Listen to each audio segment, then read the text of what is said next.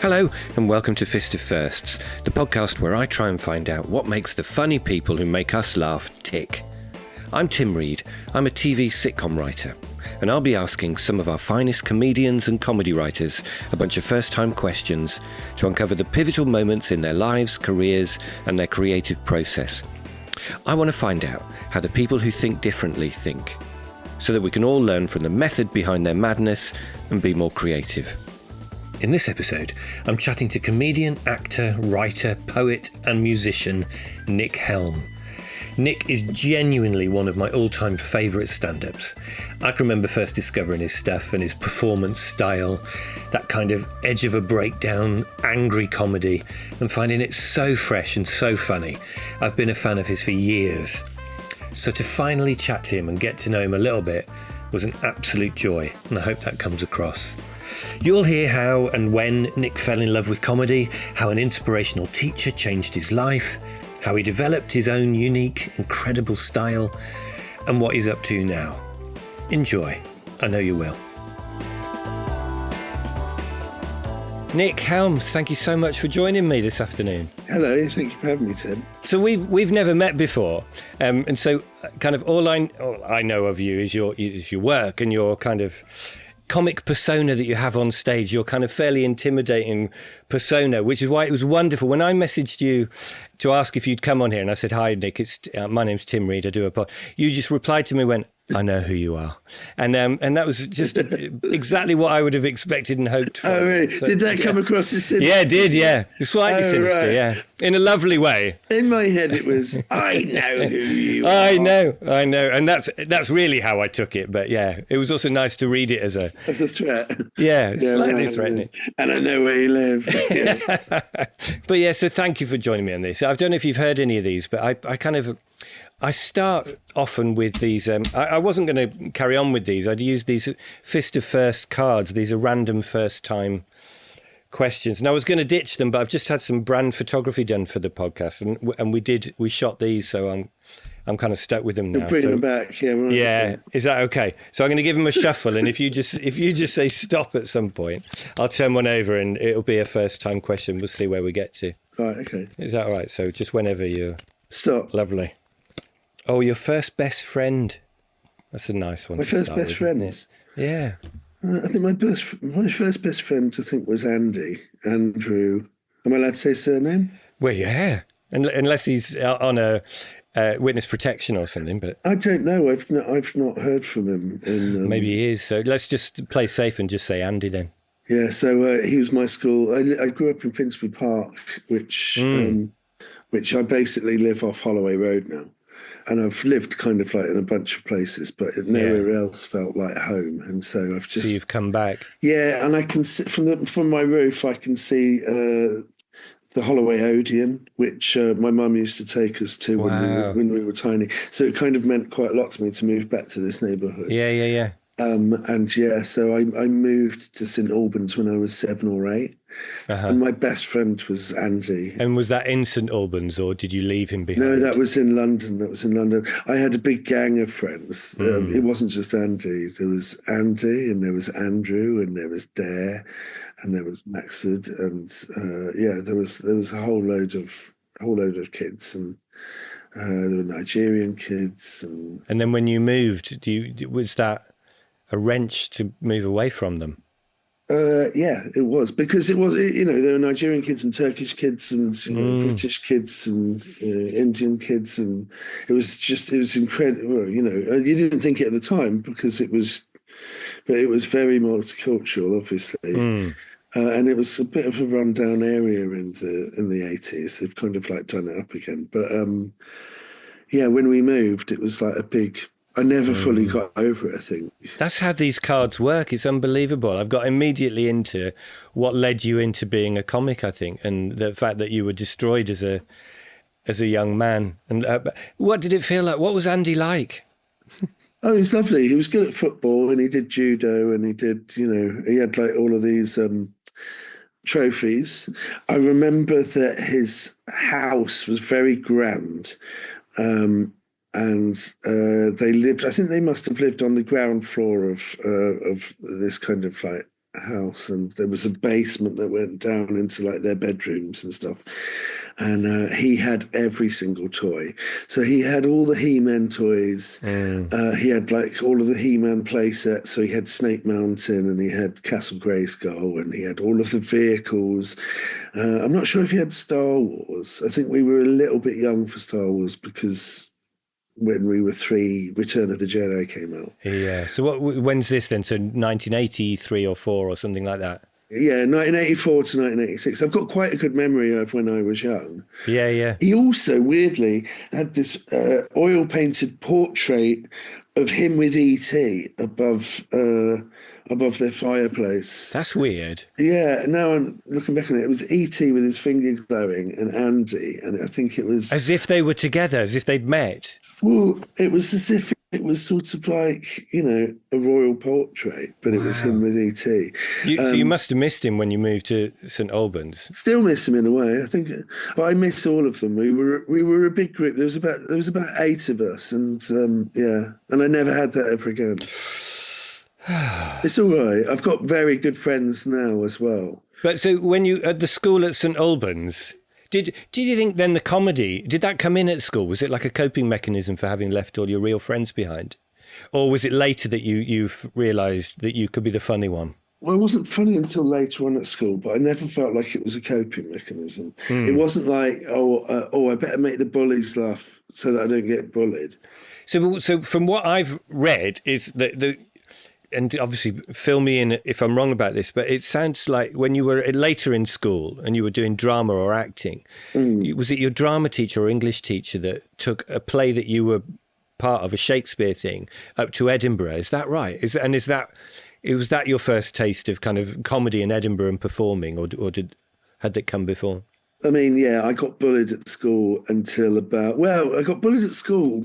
I remember that when we moved from London, we moved on a Friday, but during term time. And then, so we moved from London on a Friday, and on the Monday I went into school. And when I went through the school gate, somebody shouted something at me, which was horrible. All my confidence sort of like drained from me when I was younger. And I never really recovered until I was about like year 10 or year 11. And then I started doing I probably did my first school play when I was like maybe year 7. I already did like drama workshops and stuff, just for stuff to do on a Saturday morning that wasn't football because I wasn't into sports.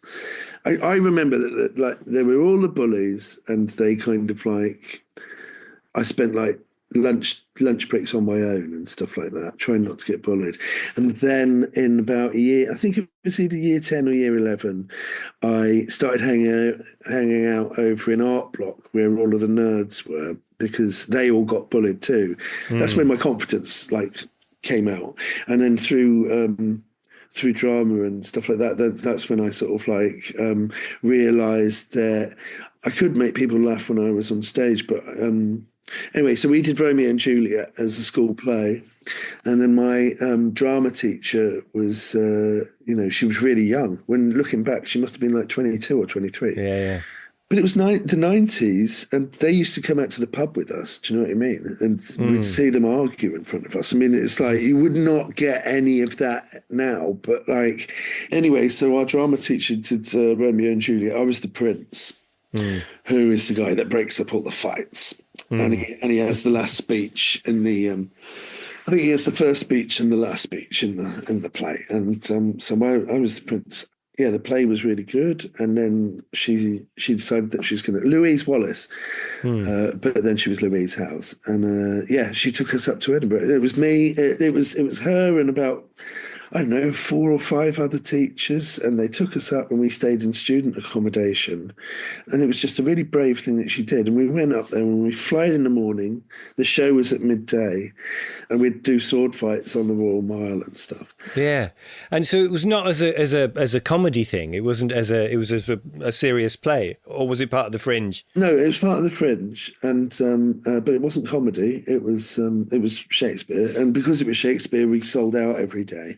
At Venue 45, which is just opposite the train station.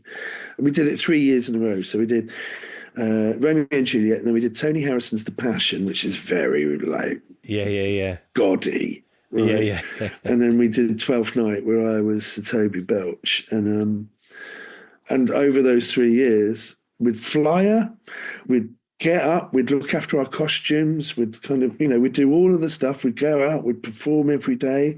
And then in the afternoon, I think we maybe went home for lunch, and then we'd get on a minibus and we'd come back out into town once we'd changed and had a shower and stuff like that. And then we would literally be let loose on the streets of Edinburgh from about 3 o'clock onwards. And I went, that's when we started seeing comedy. And that was like, I remember I saw Jason John Whitehead at the Tron, and I was just like, I love the Tron. I must have been 19. And then 10 years later, I did Keep Hold of the Gold at the Tron. And I saw Al Murray in the Cabaret Bar, which must have been like his second show, maybe, or maybe I'm not sure if it was his first show, but it was his second show.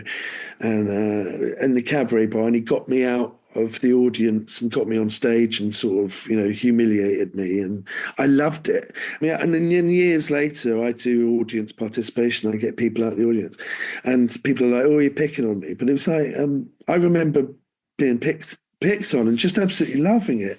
And so when I do it now, I think of it as giving them the opportunity to sort of, there was like a 3-year period where every time I went to see Al Murray, he'd pick on me and get me out of the audience. Without knowing he was picking on the same person? Well, I don't know, because as a comedian now, I do remember audience members, especially sort of like repeat audience members. So I don't know if he sort of like recognised that. You never asked him? I would 80% assume that he didn't remember me, but I do remember people, so maybe.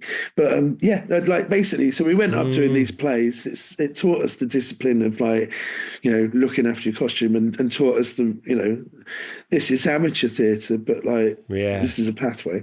And then through that, I was just like, I love Edinburgh, and if I could do this every year for the rest of my life, I'd be happy.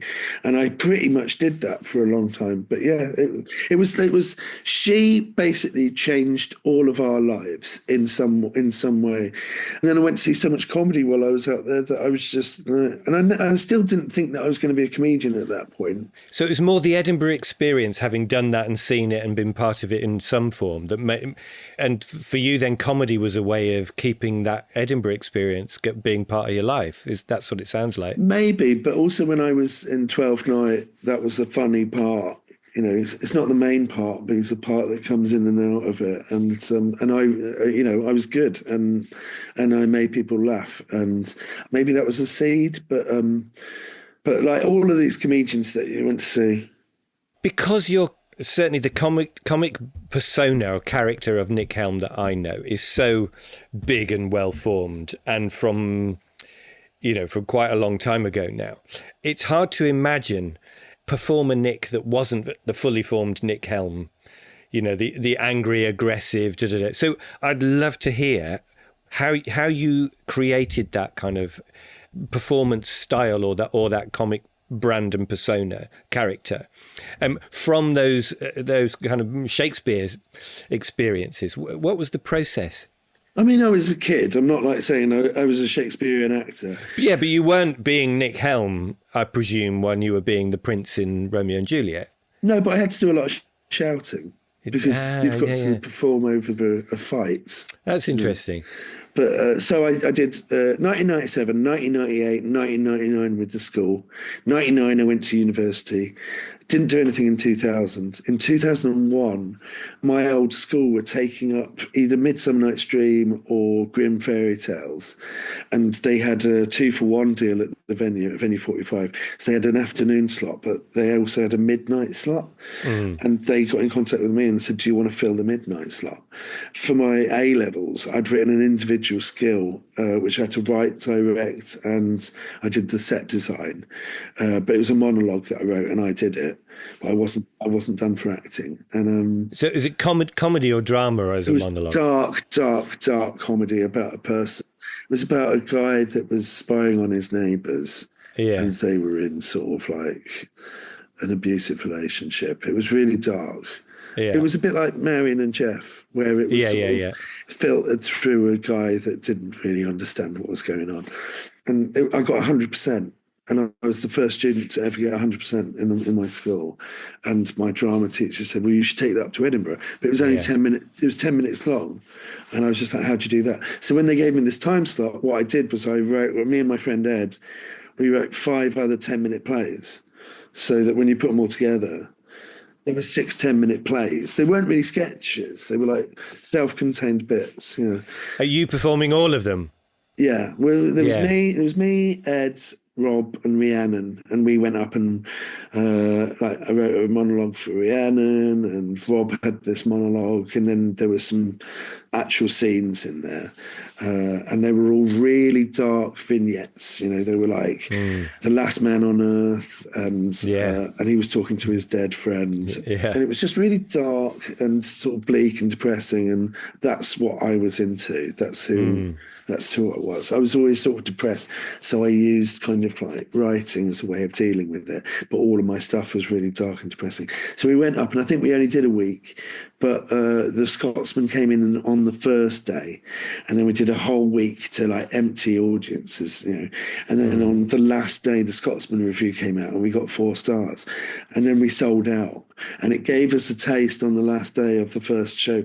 So then I did 2002. I took up another dark show. It was the same thing. It was 6 10-minute plays. Didn't do 2003. And then in 2004, I did another show with Rob. 2006, I wrote this play. It was like this duologue. It was dark and another dark show. And I spent like 9 years like writing it on and off. And eventually I just booked it into Edinburgh, which gave me the deadline to finish it off. We did it.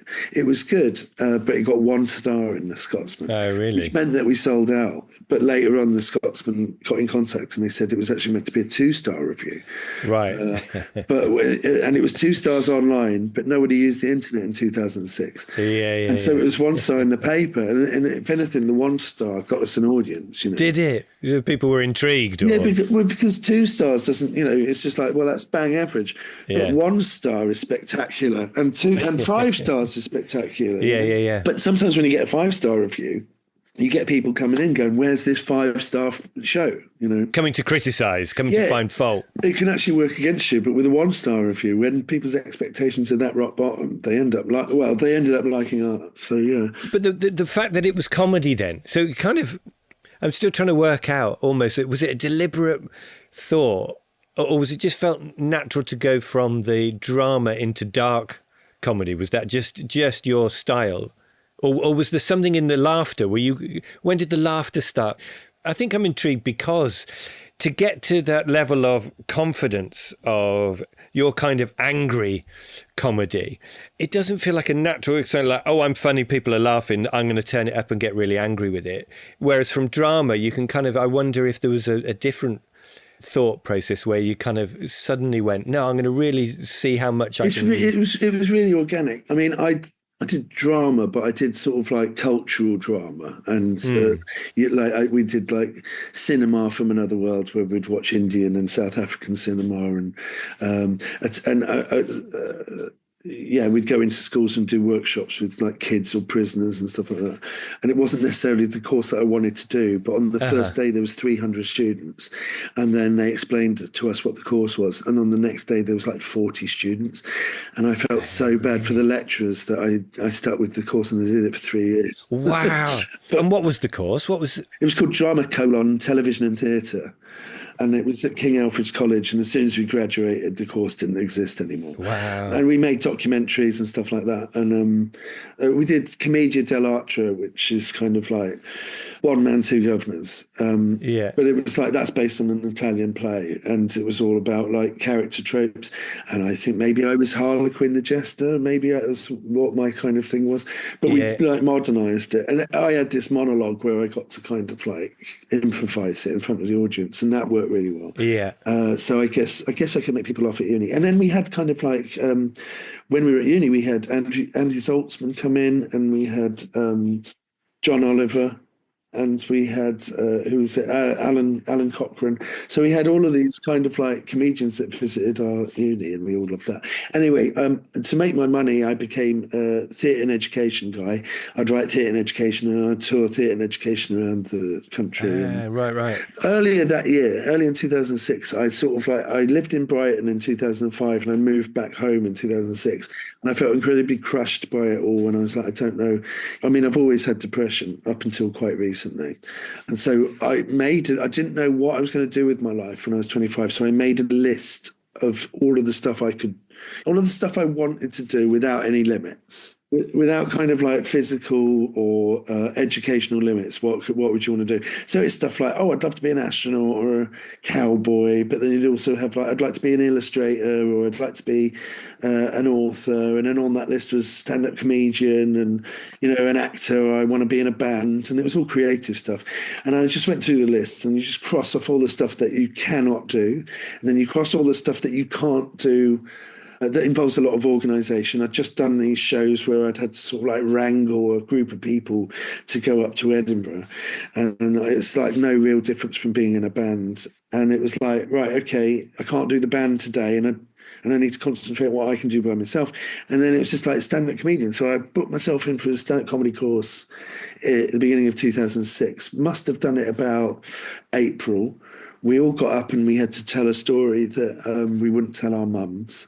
Mine was about a horrific sexual encounter that I had that ended up with a lot of blood coming out of my pee. And I told that story, and they said, well, you could do that on stage tonight. So they gave me the number for Downstairs at the King's Head, Peter Graham at Downstairs at the King's Head, and I booked in an appointment. I booked in a gig. And that's a giveaway, isn't it? That you called it an appointment. It was really scary. Like phoning up Peter Graham, he was always really like, "What do you want?" And you'd be like, "I'd like a gig." I booked my first gig in, and that was in September 2006. So I went up to Edinburgh in August 2006 with this show I'd spent 9 years on. It got 1 star, and I was just sort of like, right. And then I did this stand-up comedy. I did 7 minutes at Downstairs at the King's Head in September. And it was good. And it went really, really, really well. My ex-girlfriend was on the front row in the audience. She just split up with me. And I guess she just came to see what I was up to. But she was in the audience. And it just went really well. And the story wasn't about her, was it? No, it was funny. If the gig hadn't gone well, then maybe I wouldn't have ever done it again. But it went really well. And as soon as I did it, I was like, oh, right, this is the missing piece in my... But my very first gig was like, I did a bunch of one-liners at the beginning. Like the very first thing I did was I did one-liners, and then I did some jokes, and then I did a story, and then that was it. And was that the first time the kind of the Nick Helm voice, if you know what I mean, the shouty, angry, intimidate the audience? Was that part of that, or was that to come later? Well, it was really high energy, and I think a lot of the time I did one gig in 2006, and then I started properly in January 2007. And I wanted to be really likable, so I was always really upbeat and like, "Hello, everybody, how you doing?" And I lived with people from Plymouth at uni, and I had a slight West Country accent. Yeah. And so people would compare me a lot to Justin Lee Collins, and they would be like, "Oh, you're like Justin Lee Collins." And then, must have been 2008, 2009, did a gig. There was like 10 of us. It was in C venues in Edinburgh during the Edinburgh Festival. Long gig. It was raining. It was absolutely pissing it down outside. And everyone's turned up just to get out of the rain, really. Angelos Epithemiou was closing. And one by one, we'd all go on stage and die. Yeah. And then eventually I went on. It's just like, why are you here? If you weren't here, we wouldn't have to do this. One by one, we've all come up on stage, and it's like, I don't know what you want, but it's not this. And all of the comedians at the back of the room were like, found it funny. Yeah. And then I'm not sure how it went with the audience, but when I came off, they were all like, "Oh, wow, that's really good." And when you just started out, you're just looking for kind of like the approval of your peers more than the audience. And so I got that. And then what happened was I had loads of material, and I'd written loads of like shows, and I'd written a couple of plays, and I had loads of leftover material where there were like poems or songs that had been a part of that, or monologues. And I just basically cannibalized all of the stuff I'd written since school, because I wrote all the time. I thought I was going to be like a playwright or a poet, or and then I did stand up, and it was sort of like real and earthy, and you're in the moment, and it's not about it's not about your lofty pretensions, because as soon as you get that in front of an audience and it doesn't work, then it's just like, how am I going to survive in front of this audience? Okay, time for a quick break. And here's your listener challenge for this week. And I want to hear from all of my foff-offs, all friends of Fists of Firsts, old and new. Nick talked about his stand-up course, and the exercise, tell us a story about you that you wouldn't tell your mum. And that seems like a great start point for a bit of comedy. So I want to hear yours. Send me a story about you, your life, that you wouldn't tell your mum. Keep it anonymous if you want, of course, and I'll read out the best next time. Just don't let your mum listen. Okay, let's get back to it. Please carry on. So I started stand-up just after my 2006 show. 2007, I did my first stand-up show with Sarah Campbell and Quanya Maguire.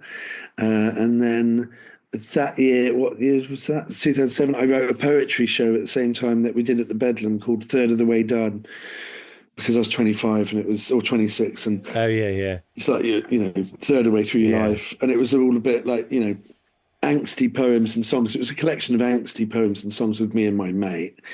About looking back at your childhood. And, so in 2008, I wrote a musical, and I did a double act with my friend Paul F. Taylor. We were in a double act called Helm and Taylor.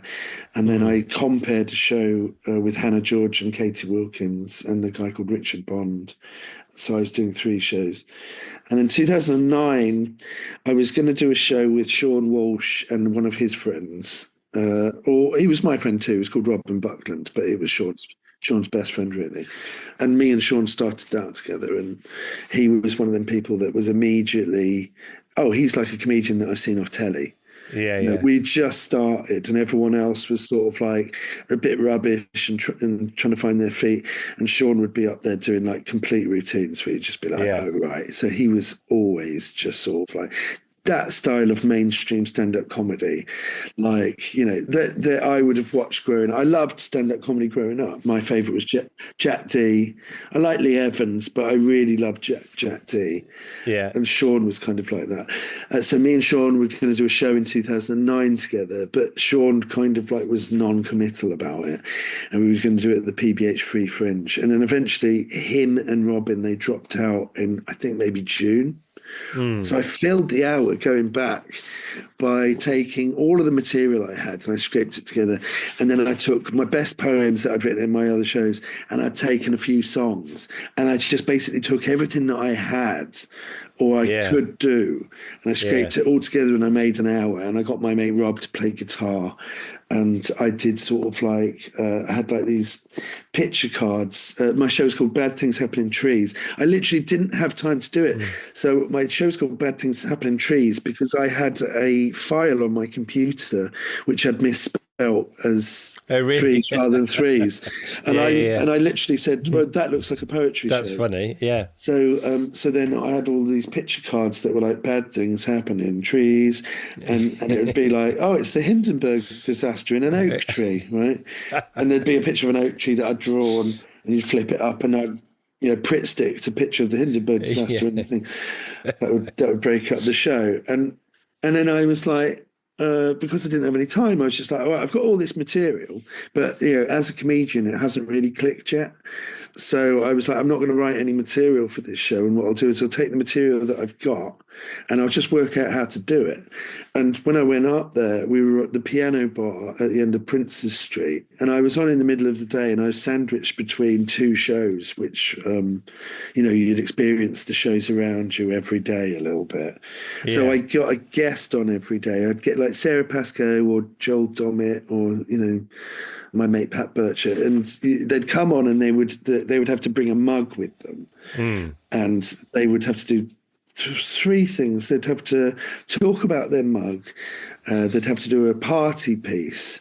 And maybe there was one other thing. And I remember Joel Dommett, his party piece was making his nipples lactate. He'd press his nipples really hard, and then liquid would dribble out of them. Like, he did it with his big smile on his face and just being kind of like, "Hey guys, this is my thing." But it was like, I don't think anyone had ever told him that it's the most gross thing that anyone had ever done. It was like this, like, anyway, it was really funny. But yeah, it would be stuff like that, and so didn't have any expectations of that show. And then after about a week, it was really busy, and then about maybe a week and a half into it, it was standing room only, and people stood at the bar, and I was Why? just like, What was working in it? I've got no idea. And it was like, oh right, like something took off, and it was, you hear about like word of mouth. That's clearly what was going on. That's what it was. It was like this thing. And by the end of the month, I was just like, oh right, I've never been able to afford anything in Edinburgh. By the end of the month, we were like living off the bucket money, and I'm guessing you weren't still the upbeat Nick Helm that you'd been up until then. Were you starting to be the kind of, your character? All of the material was about sort of like being dumped and like death and dark stuff. And then it would have these really uplifting poems or songs. Yeah. A bunch of songs that have been on my albums were like in that show. So that juxtaposition was what was hitting, you think, that kind of, dark anger and then a jolly song. Yeah, but also really working out how to perform the material without writing new material. And it was like a real... So a bit like the Beatles in Hamburg. Yeah. But probably better shows than those, I would imagine. Yeah, but very much so. Like, you go out there with what you got, you do it every day, and then when you get back, you're a completely different performer. Back then, if you were gigging in London, I mean, I think I could get a gig every 2 weeks. And so you do your gig, you get really nervous, you do the gig, and if you did another gig immediately, you'd be able to learn. But because you had to wait 2 weeks, you just get nervous again. Yeah, isn't that interesting then? So again, that happened but by accident. You had to do that. Actually ended up being the thing that helped you really hone the craft. I am in real life quite modest, and I wouldn't... At no point would I have said at that point, I can do an hour of stand-up. I wouldn't have done it. What was the link from there to the telly stuff? Because by then I'm guessing you'd not done any telly. I'd done kids' TV. I'd done... Spencer Jones had written a kids' show called Big Babies, and I met Spencer and we became friends. And he did some music videos for BBC Three, maybe. He basically...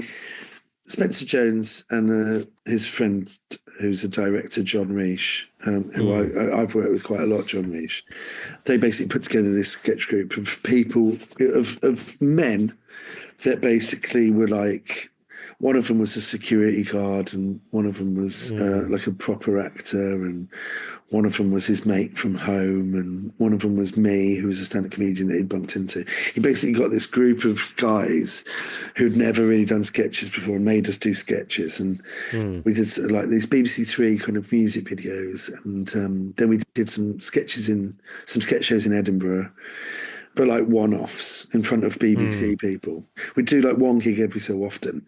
There was no momentum, and no one was, found any sort of like, oh, that was good today. Yeah. It was always like, get through it. People were being sick in bins before they went on stage because they were so nervous.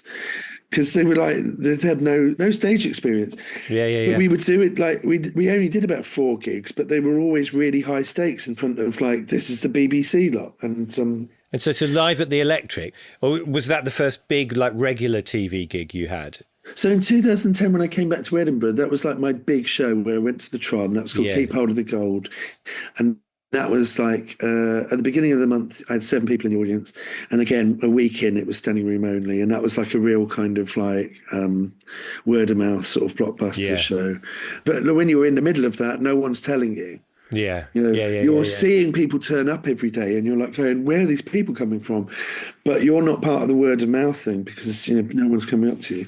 Jimmy Carr came to see that show and Daniel Kitson came to see that show and Cunt and the gang came to see that show. And so there was all these people that came to see the show. And then off of the back of that show, I got Russell Howard. The Russell Howard show came out in November. So Edinburgh was August, and in November, the Russell Howard show came out. And then almost overnight, I was a headliner. And what was the stuff you were doing on the Russell Howard? What was the... That was my 20. I sort of regretted doing it because it was my 20. I had a really good 20. It had everything in it. And no matter where I was in the show. Which bits were that? Just to place it for people that are listening, was that the kind of you're back late, or do you like a joke? Do you like a joke? I can't remember You're back late. Do you like jokes? Almost was there from day one. Yeah, was it? The night before I did my first gig, I went to 5 of the pricks. Yeah, I went to the pub with my best friend and we wrote down 5 jokes. It was really casual because we didn't go out to do it. Wrote down 5 jokes and then afterwards and afterwards I'll say wallop after each joke, right? And then that evolved into, you know, you're welcome and chandelier for grandma and all that stuff. But the Russell Howard thing was 5 jokes at the beginning, maybe, and then a song, maybe a sex story, half of a song, which I would have a breakdown during. Yeah. So, like, I fancy the pants off you, that kind of thing. The first song was maybe He Makes You Look Fat. Then the second song, which was my hit single, really. Yeah. And the second song was a song called Time Machine, which is a very sort of like melancholic, sad song, which wasn't a funny song. If I stopped it early, it would be funny. Yeah, and then I did some more material, and then I did I Love You, You Love Me, where I had a breakdown on stage. Yeah. I went off stage. I was so sort of like not in the moment. I was so nervous, and it was like performing in like Victorian diving gear. You know, you can't hear properly and you can't see properly, and you're just basically trying to get through it. So I didn't know how well it went, and then I came off stage, and they said you've got to go back on to do some pickups. And then when I went back out, like the audience were like roaring, and I was just like, I'm only doing like a pickup, do you know what I mean? And so that was like a real turning point. And then after that, I guess I got Live at the Electric. So maybe Live at the Electric was 2011, 2012. Yeah. I didn't enjoy Live at the Electric. Why? We were on last, and that's like the tube slot. And also, it's not a stand-up, it was a band. So we came out with a band and everyone was like, right. Yeah. So whenever we did Live at the Electric and you saw us on stage, it would always be like the mirror of that was everyone getting up and leaving and going to the tubes. Oh, man. And also, I didn't enjoy the experience of doing kind of like my act on TV. But, you know, I think I'm thicker skinned now. But at the time, everyone was so personal and horrible on Twitter. Twitter was quite new as well. It was so sort of like my online experience of stand-up was incredibly negative, of TV. So I kind of like didn't want to do that. Is that inevitable because it was so distinctive? It was so big.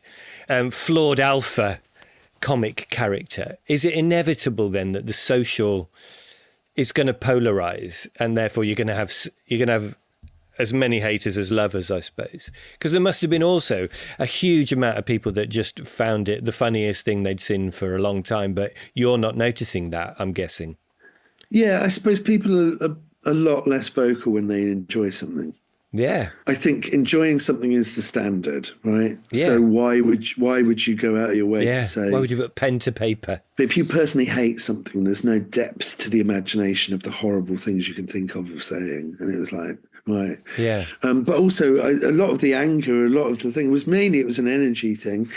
You give that energy, you're going to receive that energy, I suppose. You travel into London to do your gigs. When I lived in St Albans, I'd have to borrow 10 or 20 pounds off my dad, get a train ticket, go into London. If you got expenses, you'd get that money back. You'd go home and you'd give it back to your dad, right? And so if you go into London, it had to count. Yeah. And you'd be on a mixed bill night where there'd be like 10, 15, other acts. And by midway through, everyone wanted to be Stuart Lee, right? And so it was all low energy acts. And so, everyone was dying, and I'd go out and I'd take one for the team and I'd be like, oh, and then the next couple of acts kind of like the audience woke up and the next couple of acts would do well. And so I was always like the energy guy. I thought right from the very beginning, wouldn't it be funny if someone was told like some bad news and then they had to go on stage and kind of like perform? And Yeah, so yeah, yeah, my yeah, thing yeah. was that I've just been dumped and now I've got to do my act and I'm struggling to get through my act. And so that was the thing. It wasn't necessarily I'm angry. It was the fact that I'm having like a real You're in a bad time. state. Yeah. Yeah. And then off of Live at Electric, they gave me a Radio 1 pilot, which was for Christmas. But yeah, for the Radio 1 thing, I think I was the first comedian to have been given a Radio 1 slot since Chris Morris, I think. So Yeah. it was like maybe a 15-year gap or something. And I was the first guy. Anyway, so it came out on, it was a Christmas show and it came out on Boxing Day. And it went really well. And then off the back of that, they gave me the Heavy Entertainment pilot, Yeah. which was literally, I think it was that January or February. They said they gave me a pilot. And so I had to come up with an idea. I didn't want to do it because I'd had so much Really? negative experience with Live at the Electric. So when they gave me this pilot, and I think maybe in 2012 we did the Uncle pilot. I think maybe, or maybe that was 2013. Yeah, so Uncle was very soon after this, isn't it? It said like, I think Uncle may have been. I think we may have filmed it November 2012. I might be wrong. Or we filmed it in October 2012 and it came out in November 2012. Basically, there was a period where it was just sort of like, opportunity after opportunity. I didn't realize because, I'd spent, by the time stuff had happened to me in 2010, I'd given up on my dreams, right? I was like, this isn't going to happen. I've been doing it for 10 years and this isn't going to happen, but I really love it. So I'm just going to, and I think 2010 was maybe like, I'm not going to do it much after this. I'm going to give it a break after this. And then everything, just as I was winding down, everything took off. And so, and then after that, it was like non-stop stuff was happening to me. And so they offered me this pilot, and I was like, in my head, I was like, I'm not ready to do this pilot yet. Maybe I'll do this pilot in a couple of years, without realizing that that's your fucking moment. Do you know what I mean? but how can you realise? No one says today when you get that like, this is fucking hard and people try forever to get to this point. It's very difficult to have been able to realise. Well, especially because it wasn't like I wanted to write films and I wanted to do other stuff. And so the stand-up stuff was like, yeah, sure. But like if I wanted a pilot, I'd want to do maybe a sitcom or something like that. And it was like, the Nick Helm show. And I had like a month to put it together. Like from having never thought about doing a live show and actually not wanting to do it based on Live at the Electric to them like literally saying, you've got 4 Yeah. Yeah, you got 4 weeks to do the show. So we did it and it came out all right. They showed it on a Friday. So they replaced an episode of Family Guy on BBC Three and people hated it. I got so much abuse. It was just like they hated it. And then they said, do you want to do a series? And I was like, of that, absolutely not. Well, so in what they can't have hated it then. If they're saying to you, then do you want to do a series? They must have the data that was like people loved it. But is it just that you were listening to the haters? I wasn't listening to the haters. On that Friday, there was just so much abuse that I came off Twitter Online. I don't really do social media that much. I do Instagram. So why do you think they offered you a series? So that must have been a very tiny amount of voices compared to the people who loved it. There was a thing where they wanted light entertainment, or they wanted, I called my thing heavy entertainment, but that's Yeah. But they were looking for some light, and I think that they were really desperate to get a game show. And I think Joe Lycett had done a game show pilot which hadn't worked out. And so then, I did the radio thing. I did the pilot. I released an album, and then I had to do Edinburgh that year because I wasn't going to do it in 2013. But then I was told that I had to build off the momentum, so I had to do Edinburgh again that year. And then I did Edinburgh, which was One Man Megamyth, which got nominated again. And then I went off of that to do the Uncle series, which we filmed in the autumn. It was non-stop, and then they were like, "Right, you've got this heavy entertainment series. If and I was just like, I don't want to do it that way. So then we rethought it, and it became like a different thing. I'm really proud of the series. I think the series was really great. I don't think they ever repeated it. I know BBC hated it. Was that about the same time as the Blaps, like the 15 Reasons to Make You Stay? And Blaps were 2011. 2011, Henry so a bit Normal came to before. see me. Henry Normal sat in the front row, and I recognised him off of all of my Steve Coogan DVDs. And I was just like, oh my God, it's Henry Normal. Who was Baby Cow at the time? Was he? Baby Cow. Yeah. And and he was there, and you go, all right. And then I got nominated in 2011. So Channel 4 were like, hey, would you like to do some Blaps? And I was like, yeah. And they said, you can work with anyone. And I said, well, I'd like to work with Baby Cow because I was a huge Steve Coogan fan. And they were like, well, we're Channel 4. We don't normally work with Baby Cow. But they made the exception. And then, Nice. it's all sort of like random, but like because of that, the pilot script for Uncle came in to Baby Cow, and I think it'd been floating around for a while. And did you enjoy that? Did you enjoy the whole process of making the sitcom? Uncle, yeah, it's the best experience of my life. Yeah. Oh, amazing. Yeah. Well, there's a handful of things that I'm the most proud of.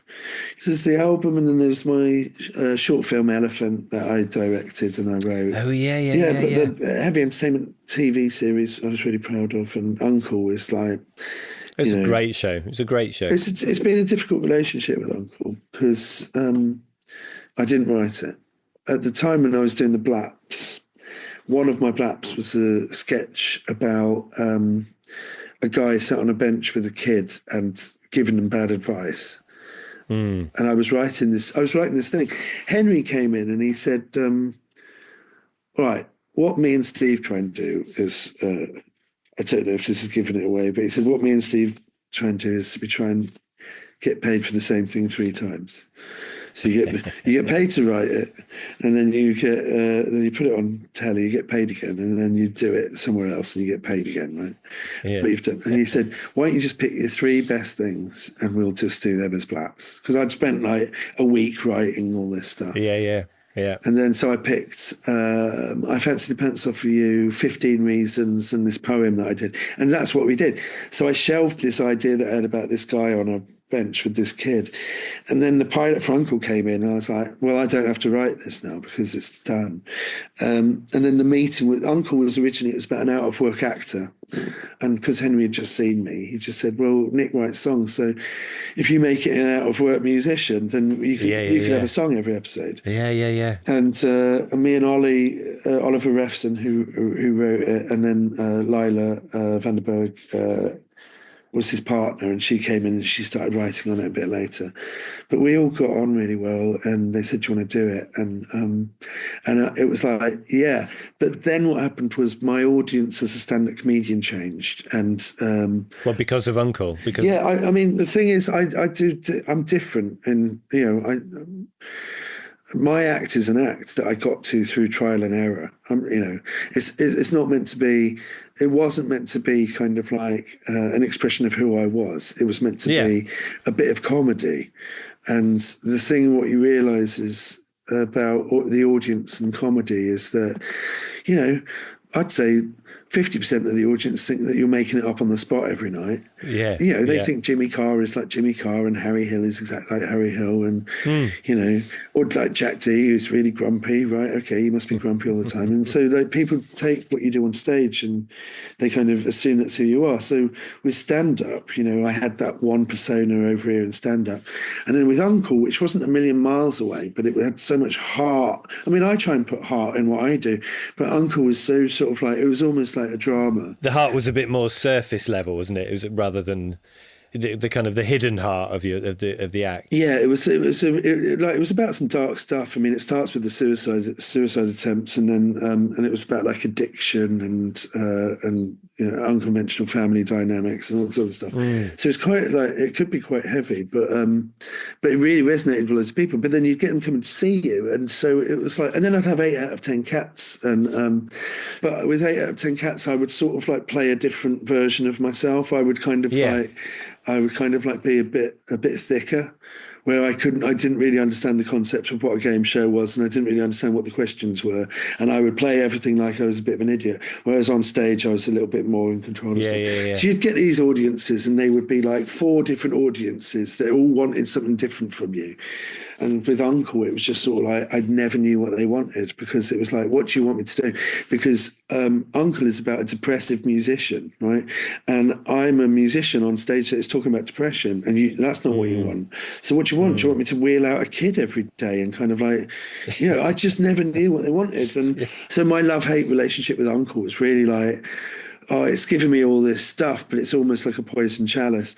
And then over the last 5 years, I've transitioned from being like a guy in his, I was in my 30s. I was 39 when the pandemic hit, and then I was in my 40s. And so I've sort of like transitioned into sort of like a bit of a more mature, like personality, I'm more mature, but also creatively I'm more mature. And so what are you looking to do next? What's Nick Helm planning on from now? Because it was a couple of years since your last tour, is that right? No, I did a tour at the beginning of last year. So I'm doing another tour in October, September, October. So September, October this year. For the autumn. And then at the moment I'm writing a screenplay at the moment, which is really good. And I'm finishing my third proper studio album at the moment. I've kind of like made peace with who I am and what I am and where I am, and now I'm just like really happy with it all. And I've made peace with Uncle. I just think of it as like this absolutely amazing experience that I had. I'm still best mates with Elliot. Yeah. I love him so much, and he's so talented and he's so amazing. Yeah. He's just he's traveling all over the world and he's living his best life, and it's just sort of amazing. Like, he's just I love him. And so all of these experiences I've had from Uncle, I can't be negative about. And it's given me so much. And it's also, it gave me this platform of all of this audience. And I got the feeling that all these people came and they wanted this thing from me. And then it sort of like filtered out the wheat from the chaff, like the people that, it didn't resonate with them. They didn't like me, whatever. And now I've got my fan base and my audience. And I'm so grateful that Uncle gave me that. And now I just feel like in my career and in my life, everything else that comes to me is an absolute bonus. I love it. I've had to remind myself that all of my big achievements have come from stuff that I've really pushed for myself. Like the album and the tours and the live work. That's such a big thing as well, though, Nick, because as you know and I know, that the rest of it is out of your control. Like the more that you can have in your control, the stuff that you're making and you're creating and you're able to actually bring to life, whether that's tour or whatever, or the albums, that's in your control. And that's an amazing thing, because an awful lot of people, I think, in comedy, especially if you're trying to get telly stuff, it's totally out of your control, and you have to wait for years and months, and it's so difficult. So it's so good to have the stuff you love in your control. I had a period in the 2010s, from about 2010 until just before the pandemic, where it was just sort of like non-stop. And and you're kind of like you're on a ride, you know what I mean? You're on this roller coaster where all these people are throwing stuff at you, and so what I've remembered is like I'm in control of my own stuff. And at the end of the day, what Uncle has given me is that it's like, if I do nothing else other than live work for the rest of my life, every year I can tour and I can make a living off of that. That's me for life now. Do you know what I mean? Yeah. Fabulous. And in the tour coming up, then, what could people expect in terms of if they know all of those different flavours of Nick Helm? What are they going to see in September, October? Just before the pandemic, I got so used to TV work that I'd get so nervous whenever I did live stuff. After the pandemic, I just retrained myself I was very, very ill. I was very depressed, but I had to retrain myself to do stand-up. And I was like, if this is where all my money's coming from, I better start enjoying it. And I basically have retrained myself to do stand-up in a way that is replicable. Like what I was doing was so fiddly. It was like, I need 5 jokes, I need 3 poems, I need 4 songs, and it was just like, it was so like, and now it's much more organic and I'm much more happier on stage. Last year I got diagnosed with bipolar and ADHD, and they gave me medication for all of that. And like at Christmas, like 2 months ago, and all of my depression left me, and all of the noise in my head has left me, and I found myself from the 17th of December. This is the first time I've ever been genuinely happy in my entire life. Oh, amazing. And so what I'm finding is that when I'm on stage, it's different. And it's like I'm like mellowed out. I still got that angry edge, but the audience are in on the joke a lot more now. And I've worked out how to do it in a way that I can still call audience members cunts, but they enjoy it now. And and that's a difficult thing to do, and I've had to get there through trial and error. And so the show this year is going to be kind of like, I don't know. The show last year that I did was literally, I got diagnosed with bipolar in end of February, and then they put me on medication, and then I was on tour 4 weeks later at the end of March. And so I was kind of rediscovering who I was during the last tour. This tour is just going to be, I don't know, I think it's going to be a really... the concept at the moment is about kind of like being appreciative for your life, and it's going to be like a really funny and dark show. What I love is I love doing really dark shows that are really like angry and aggressive and violent, but at the end of it people come out of it feeling uplifted, and it's like a cathartic experience. So it's never about being horrible. It's about taking people to like a depth and then bring them back out of it again.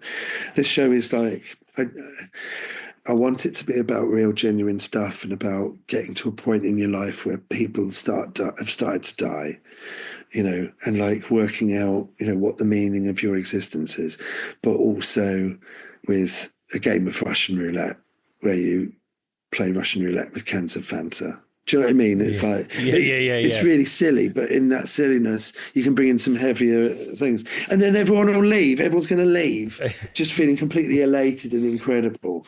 And that's what I want to get out of the show. Amazing. If all the rest of your fans are like me, because we've kind of gone through that all with you and the evolution of the Nick Helm comedy character, it'll just be a joy to see where that's got to now, I think, in your early 40s, in that stage of your life. I can't wait to see the show. I bet it'll be amazing. Well, it's with you for life, so it'll evolve. Exactly. That's the joy of having a crowd, I think, that will feel like they've known you for a long time now. Yeah, and I feel like I'm the best stand-up comedian I've ever been. I feel like I'm always learning. I think what's great about it is it's not a job that you finish. When you first start, you can't sleep after your gigs, But like you get here now and you're kind of like, you do your gig and you're like, right, I'm going home now. But the enjoyment comes from like trying every time to just like learn from the last time and just incrementally make things slightly better, and so that you're in more control of kind of like what you're doing, so you get your enjoyment from it through the craft and the skill of it, and learning how to be better.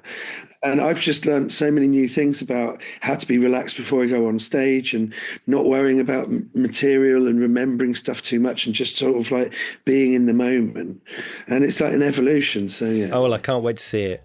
Nick, real joy. Thank you so much. Thanks for having me. I could chat to you for hours. We have done. We have, yeah. Fantastic stuff. Such a lovely, funny bloke. I loved that chat.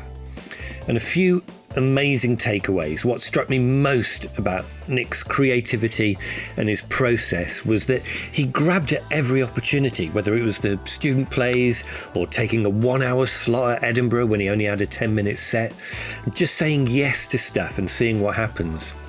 But it's also about giving yourself a deadline. Nick talked about booking slots before he had a show for it and forcing himself to get it done. And I loved the methodical way he worked out what he had to do next with his life, writing out a list of the things he'd love to do, anything and everything that he fancies, and then going through the list, crossing out everything that he couldn't do for whatever reason, and the things that would be out of his control, and then being left with become a stand-up comedian, and then just going and doing a course. And then he just made it happen. Wonderful stuff. By the way, if writing comedy is something you fancy trying your hand at, why not follow his lead and do a course? You can find out more about my comedy writing courses at timreed.co or in my socials and bios at timreed69. If you enjoyed this episode, don't forget to subscribe so you never miss a new one. And I include loads of the brilliant tools and tips from across the Fist of Firsts catalogue in my Fist of Funny comedy writing courses. So one more time, you can find more details on my website, timreed.co, or you can follow me on socials at timreed69, or just subscribe to my email newsletter for news on all things Fist of Firsts and Fist of Funny. See you next time. Thanks for listening.